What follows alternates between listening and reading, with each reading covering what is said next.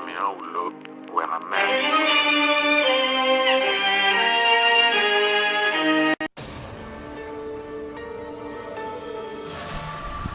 Selamat siang rekan-rekanku. Bersama saya Fadila Effendri dalam acara Silet Psikologi.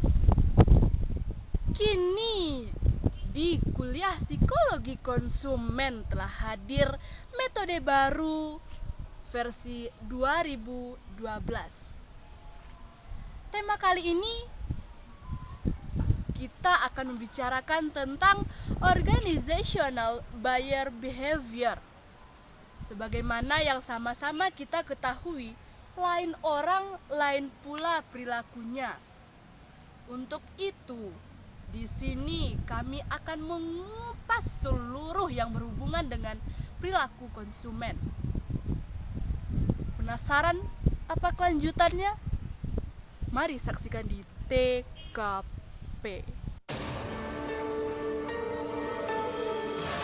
Tadi Fadila, saya Rindi Armela melaporkan dari belakang Balok Bukit Tinggi. Di sini terdapat sebuah perusahaan besar milik Bapak Fikri. Dan di sini saya akan memberikan informasi tentang organizational buyer behavior. Mau tahu informasi selanjutnya? Let's check it out. Bapak Fikri? Iya, ada apa? Ya, saya Rindi. Bisa minta waktunya sebentar, Pak? Oh, bisa. Ada apa ya? Nggak ada sih, mau tanya-tanya aja. Kami dari Silet Psikologi mau wawancara Bapak tentang perusahaan Bapak, itu temanya organizational buyer behavior. Gimana Pak, ada waktunya? Ya, boleh. Biar lebih nyantai, kita duduk lagi. Pertama saya mau nanya kabar dulu, gimana Bapak hari ini? Ya, lumayan baik lah cara hari ini ya. Oh iya, saya mulai aja Pak? Ya, silakan. Pertanyaan pertama, bisakah Bapak menjabarkan tentang cara memahami sikap dalam perilaku konsumen? Oh, begitu ya. Memahami konsumen itu biasanya kalau dari kami biasanya ada 4 cara. Yang pertama itu biasanya konsumen mau membeli karena pengaruh keluarga. Biasanya di sini keluarga seperti contohnya anak-anak. Kalau mereka mau membeli boneka, pasti orang tuanya akan mempertimbangkan dari segi keamanan, usia, dan kegunaan yang lebih baik. Yang kedua yaitu kita bisa dari pengaruh kelompok sebaya. Contohnya saja kalau remaja membeli suatu barang karena teman-temannya pun membeli barang tersebut. Yang ketiga yaitu pengalaman hubungan yang erat.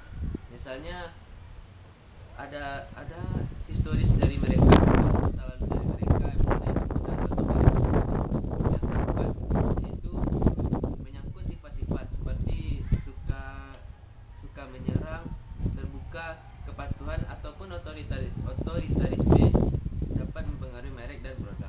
Gitu. Oh, jadi gitu ya Pak. Ya udah, langsung ke pertanyaan selanjutnya saja. Boleh?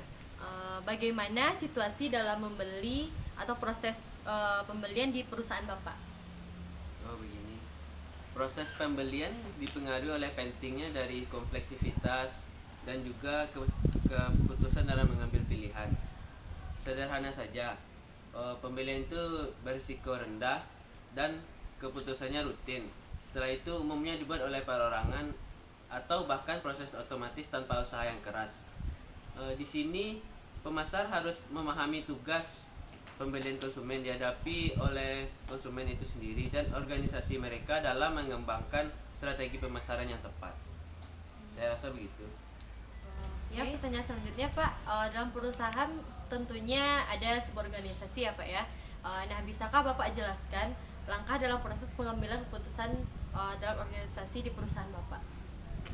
Oh, begitu. Di perusahaan saya biasanya pengambilan keputusan dalam membeli itu yang pertama di tangan manajer. Setelah itu jika sudah diambil keputusan oleh manajer, biasanya kami berkonsultasi tentang apa yang bakal dibeli kepada konsultan. Jadi manajer kantor manajer pemasaran sangat mempengaruhi ya Pak dalam hal ini. Iya, tentu saja. Bisakah Bapak jelaskan lagi langkah selanjutnya? Setelah itu manajer dengan konsultan akan mengevaluasi dan menseleksi bahwa bisnis pembelian dan adalah ekonomi yang ketat dengan tujuan dari pembelian yang memaksimalkan keuntungan dari organisasi. Namun demikian, kekuatan, gengsi, keamanan dan kriteria yang non-ekonomik yang sama juga bermain peran yang penting dalam mengambil keputusan bisnis pembelian ini. Setelah itu, pembelian dan implementasi keputusan. Setelah keputusan untuk membeli tertentu telah diambil, maka metode dari pembelian yang harus ditentukan dari sudut pandang penjualan. Hal ini berarti bagaimana dan kapan mereka akan melakukan dalam pembelian yang banyak. Pembayaran tidak ada yang dibuat hingga pengiriman. Gitu. Berarti prosesnya cukup panjang juga ya Pak? Atau masih ada langkah selanjutnya? Ya, tentu saja masih ada langkah terakhir, yaitu persyaratan dan kondisi. Di sini, seperti kondisi kebanyakan sekarang ini, perusahaan pemasaran untuk organisasi yang semakin lama semakin menggunakan internet untuk menjual produk-produk mereka yang secara langsung atau melalui untuk customer grosir di dunia maya. Begitu. Oh ya Pak, tadi saya kalau nggak salah Bapak menyinggung ya tentang dunia maya, Ya, betul. dunia maya atau internet dalam proses pengambilan keputusan dalam organisasi Bapak. Apakah ini sangat kurang penting gitu ya Pak? Oh iya, tentu saja. Ketika internet itu adalah sebagai alat utama dalam pengambilan keputusan oleh konsumen, Ya. maka ini adalah sesuatu hal yang penting dalam organisasi. Faktanya saja, 2/3 dari proses penjualan di perusahaan saya adalah melalui internet. Begitu. Gitu.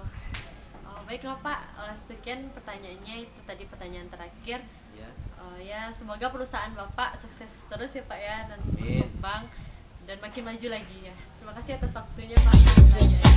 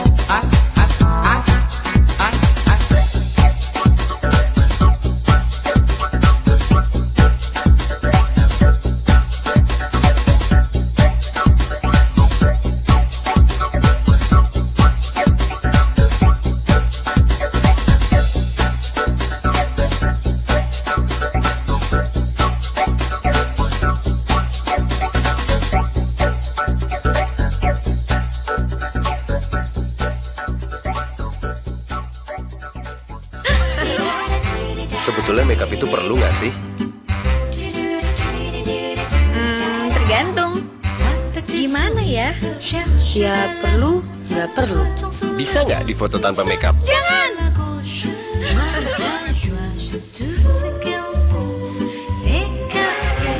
Red lipstick, compact powder, eyeshadow, kudu pake.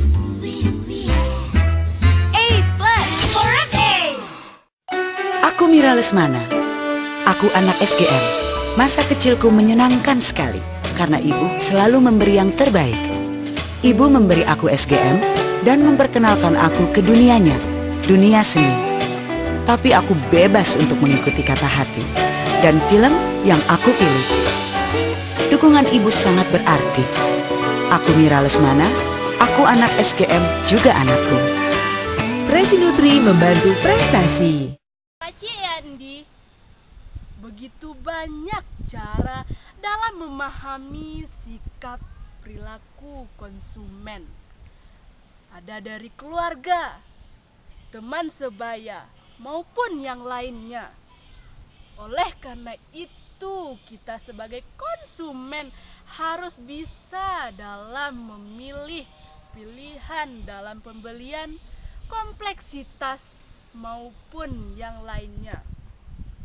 Akankah kita menjadi konsumen yang baik ataukah tidak?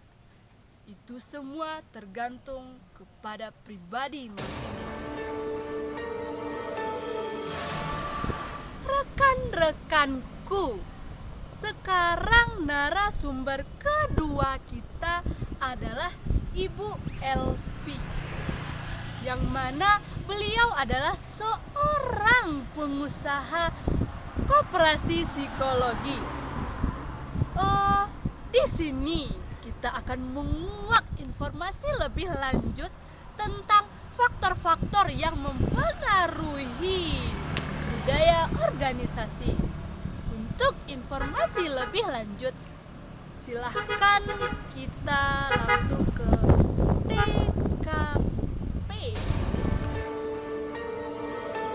Baiklah rekan-rekan, sekarang saya akan mewawancarai narasumber kedua, yaitu Ibu Elvia Rosa. Adalah seorang pemilik atau penjaga koperasi. Dari kejauhan telah terlihat sosok makhluk yang disinyaris kayaknya Ibu Elvia Rosa turun dari angkot merah. Mau tahu kelanjutannya? Mari kita lihat.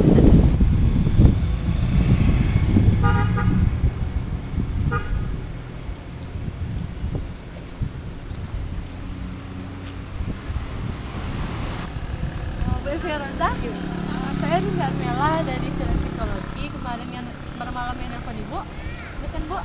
Rinda Armela. Jadi di sini saya akan mewawancara tentang organisasional bayar behavior.